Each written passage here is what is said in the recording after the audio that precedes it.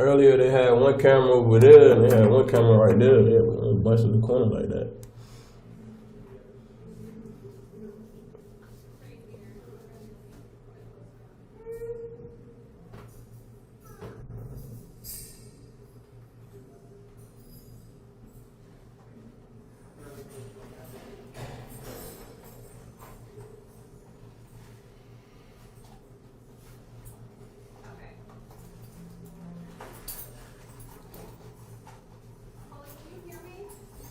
Yeah, I can hear you.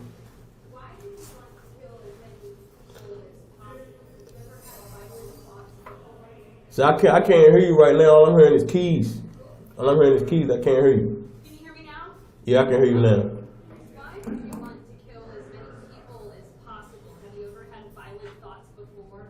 Nah, I was just to the point where I already knew after the first one, it was a wrap. You know what I mean? I had enough ammo. I had enough ammo to kill a lot of more people. But, I mean, I guess it's thankful that the U.S. Marshals got me through whatever, you know what I'm saying? Because I definitely was about to get out the next day and do something. What kind of punishment do you think you should receive? Well, I want the electric chair because I'm ready to leave on. I'm ready to move on. That's it. You know what I mean? It's over with. I love my family. I love my kids. I love my business. You know what I mean? Of course, my girlfriend. Everything is gone, so the electric chair would be the best thing for me. Would you like to apologize? Nah. Cause what's done is done. I ain't gonna have no remorse. They ain't gonna have no remorse. So I mean, I'm gonna keep it just like I sent it. I did everything individually for a different reason. I know earlier you said you had 20 guns. We're curious where you got those 20 guns. Well, I thought I shot my pops in the head. I thought I shot my stepdad in the head. You know what I mean? They was all scattered through the house. Yeah, about 20 guns and about $20,000. Okay. And, earlier you said you don't feel remorse.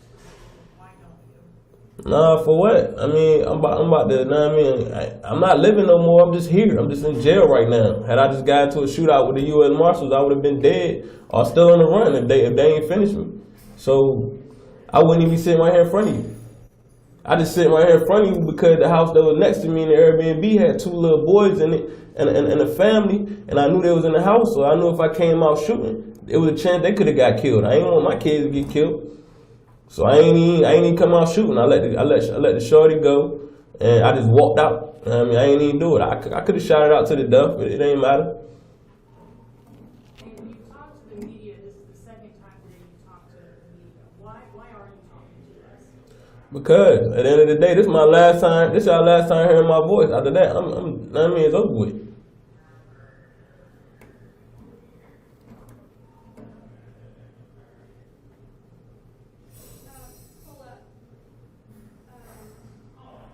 What were you doing when you were arrested? I was asleep. I had just took a shower and I was asleep. I was playing some music. I just lay down, went to sleep, and I heard this big truck come up. It was like an army truck come up. Every time I looked out the window, they kept saying left, right, left, right. I knew it was them. Did you want to get caught? Hell no. And when you on the run, that's the whole point, not to get caught. I mean, keep doing as much damage as you can do and keep staying on the run. I mean, who goes on the run and want to get caught? Did you plan to kill others? And if so, was it, anybody specific or just? I mean, I had a few people in mind, but I mean, I can't get to them now. You know what I'm saying? And it was just people who did me wrong, people who did like crazy shit, like people that deserve that shit. You know what I mean? That ain't see it coming, but it's, I mean, too late to speak about that now. When you say that they deserved it, how did they wrong you? Well, I mean, I had my own reasons.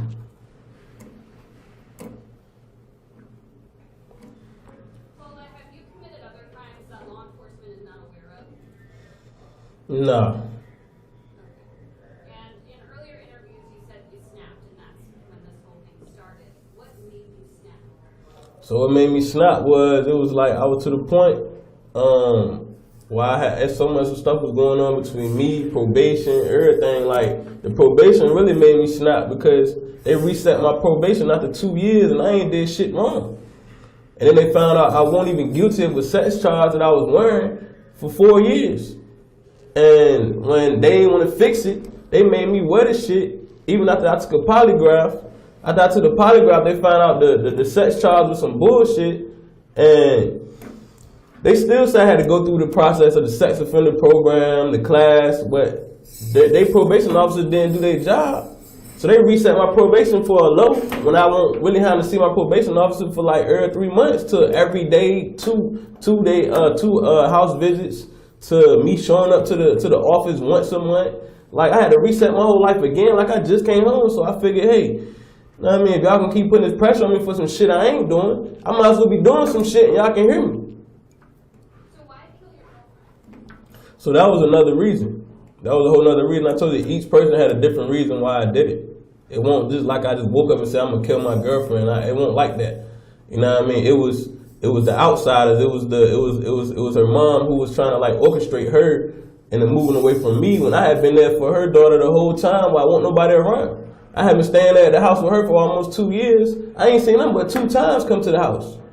So she didn't even want to start a new job. She asked me if I was cool with her starting a new job. I was like, yeah, why not? I was about to start my business. But it comes to her mom, like she asked her just like this. She said, well, what about him? He ain't working, but he providing for himself, but what about him? What he gonna do? So it started messing with her. She started breaking down, crying, all that other stuff. And now I'm in there taking care of her because her mom called her crying about that. So, and what really pissed me off was I had killed her on Tuesday when we got into it. So her mom pulled up to the house on Wednesday. I had her phone. I'm texting her mom back and forth like I'm hurt. And she knew something was wrong. But remember, I told you I ain't seen her twice in the whole almost 2 years come to the house. So her mom drives to the house. I'm watching you on camera pull up. You drove all the way about 30 minutes to the house from Suffolk to see if she was okay. You had a key to the house. You did not go in the house to see if she was okay. So that already told me you really ain't care, but you cared enough to say something to her about me to fuck up what we had going on. So now I was like, fuck it, that pissed me off even more. So I'm like, look, I'm gonna set that shit on fire. I don't even care. Because you didn't even care to open up the door to see if she was alright. She been in there. So that's when I went back and did that. Set that on fire, set the car on fire. You know what I mean? I even ran through the fire trying to get out. I almost got locked into the fire. Well, you killed 3 people. In 2014, your dad killed your stepmom. Why do you think your dad killed your stepmom? I was locked up at the time when he did it. She was writing me all the time. She had wrote me in a letter, and at the end of the letter, she told me she knew she was about to go. Why? She said she felt it. She felt like she wasn't gonna be here no longer. She felt like it was almost close to the end. And that kind of hurt me, because I was like, damn, that was the only one really writing me when I was gone. You're very close to her. Yeah, and for him to do that, that was like another crush, and that was like another pain. I didn't know what he felt. But, you know what I mean, I tried to stay in contact with him, but when I came home, I just cut him off. And right before I started to try to get back in contact with him, that's when this happened. A minute ago when you were answering one of my colleagues' questions, you said you snapped. And that's kind of what started all of this. Do you feel right now you're in sound mind talking to us right now? To be in a sound mind right now is not even, nah, because all I'm doing right now, I keep seeing flashbacks of everything, like everything when I did it and everything people were saying to me before they left. Like I'm still visualizing that now. It's playing back like it's on repeat right now in my head, and all I'm seeing is red. All I see is fire. I don't see no green. I don't see no colors right now. All I see is red. I can see red all over your face right now. I don't see nothing. You know what I'm saying? So at the same time, I'm just here right now. Even as you're seeing those flashbacks, no remorse for what you did? Nah, because what's done is done. I ain't gonna cry about it. I gotta move through it now until they put me in a chair. However fast that take. And then earlier today, you mentioned the dog. Just to clarify, did you kill the dog or did the dog die in the fire? The dog died in the fire, but I let the dog live because that's what she told me to do. She said, look, don't hurt him. Know what I mean? I was gonna set him on fire. She said, don't hurt him. He had nothing to do with this. This is all my fault. This is me. She said it was her fault because she let her mom come in and kind of mess with her head. I said, look, man, don't you? I said, so that's how you feel? She was like, look, whatever you gonna do to him, do it to me. So that's when I shot her in the head. Do you have an attorney at this point? I probably don't need one. If anyone represent me, cool, but they don't, it don't even matter. It don't even matter to me right now. I know I ain't gonna see the light of day again. So when you know you ain't gonna see the light of day, your family, nothing, you ain't gonna see no money, no nothing, what do you care about seeing people for now? I done lived my life. This is it. All y'all I'm seeing right now, this is my last time I see y'all unless I see y'all on TV. So you're satisfied with your fate? I'm already reaching my fate right now. That's why I'm talking to y'all.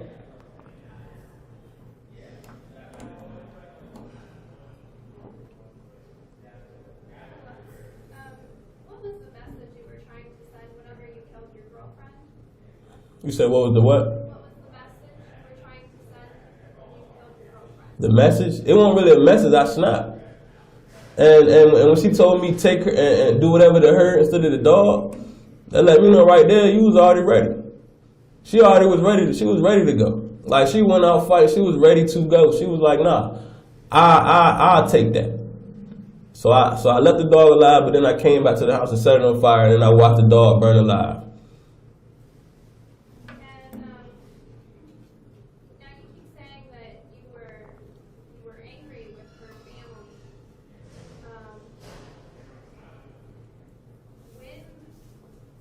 When these problems came up,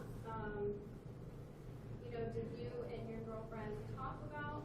We spent the whole week talking. We spent the whole week talking about her starting her job and everything. And she cried because she had been in the house with me for a year. We helping each other launch our businesses. Know what I mean, get our credit, everything straight. We had everything leveled, but it was the outsiders coming in, fucking it up for her and putting her in this mode. And I couldn't stop it because they had her. I didn't. And it wasn't her dad, it was her mom. Her dad was cool. He didn't say much. It was her mom that got in her head because she kept questioning to the point she broke down like 3 times crying about it. Because we had just got through it of us like separating, she going to work, I'ma still be at home, but then I'm about to launch my business. Like, it was like, we was good. We had finally got in the comfort zone. We was just getting stuff prepared for the house. I was getting her stuff prepared for her office when she get her desk or her new job. But that ain't work. It ain't work. Do you feel sad that the life that you and her had planned is not going to happen anymore? Yeah. I feel sad every time I think about it because I be trying to reset it to see like how I could have stopped it, but I just get stuck with everything else that happened after that.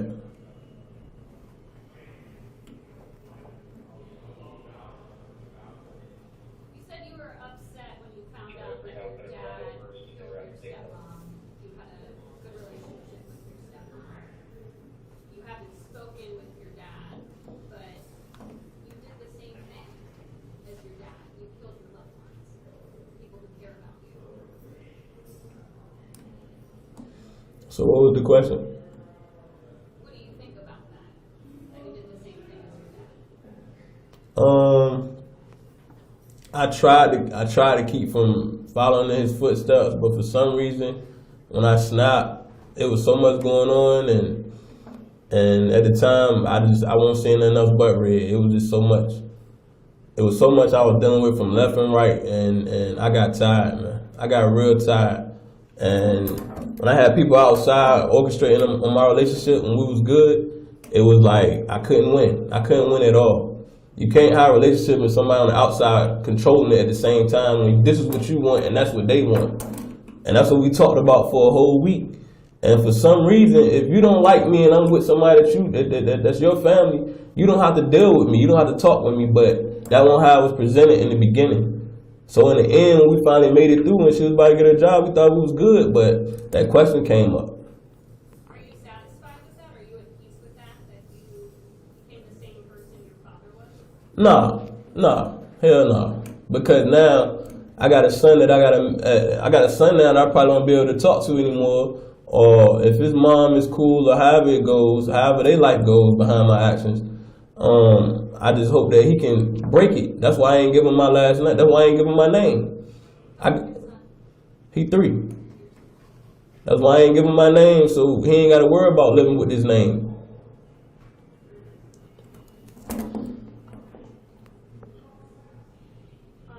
Going back to your girlfriend, had you ever hurt her before this instance? Never. Never hit her? Never did that.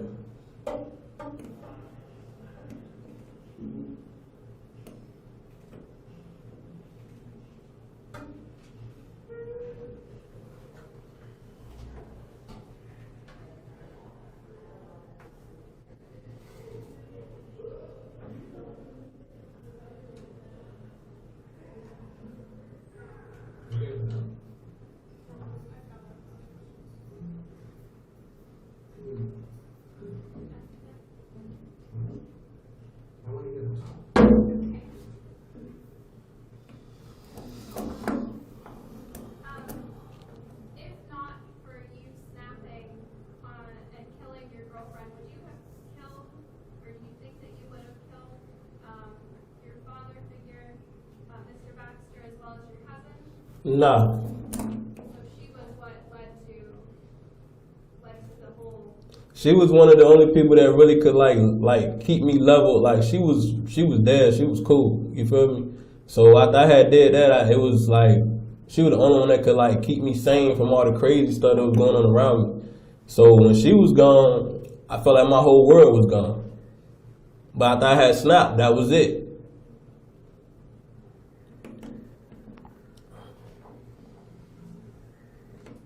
Is there anything else you want to add? Is there anything else I want to add? Yeah, anything else? I just want my family to know if I don't talk to them ever again that, I mean, I know y'all feel some type of way about it, but I have no remorse about it. I mean, I tried calling, but I have no remorse about it. I did not just kill my cousin just to kill him. I was out there to help him kill some people that wanted to kill him. But instead of doing that, he put my life in jeopardy, and now he ended up getting killed by me because he wanted to move in circles and scream and try to beat on his girlfriend and all that in front of me. And I was in the house with him for at least, 48 hours. And for him to even go off and keep going off, and I told him I just killed 2 people, and you seen both of the bodies, and you laughed at him. Yes, I'm angry. Yes, I ain't trying to hear it. So yes, I blacked out on him. I told him, look, stop, calm down. Whole bunch of yelling, he raging. So I said, all right, bet. So when I went in the kitchen, I just headshot him, and then he ain't dropped, so I shot him in the back.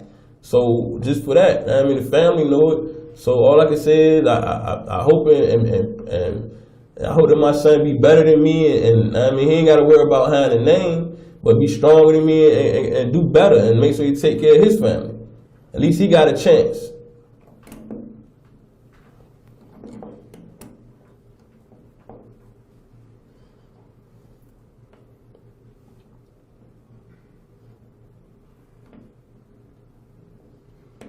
Cola, do you have anything that you would like to say specifically to your son? Whether it be to try not to follow in the same. Yeah, I have a lot to say. Even a week before this happened, I left a video recording in his tablet at his grandma's house. So if something ever happened to me, he can listen to it. And it was just kind of like building him up, kind of like talking to him as if I was gone already. Like for some reason, it felt like I was leaving, like I was about to leave the world anyway. So I had already left him like a farewell message way before I felt all this. And it was wild because now this happened. I didn't see this happening. But I recorded a video in his tablet, so if he ever see it getting older, he'll know what I meant for him. So, I mean, if I were to say something to him now, I'd say continue to be strong, pay attention, be the best he can be. I mean, be there, protect his mom, take care of his grandma while he here. I mean, listen to his mom, and for whatever else he could do, stay active and like something that can keep his mind focused on what he want to do. I mean, and I love him. You know what I'm saying? And my daughter as well. She should be 13.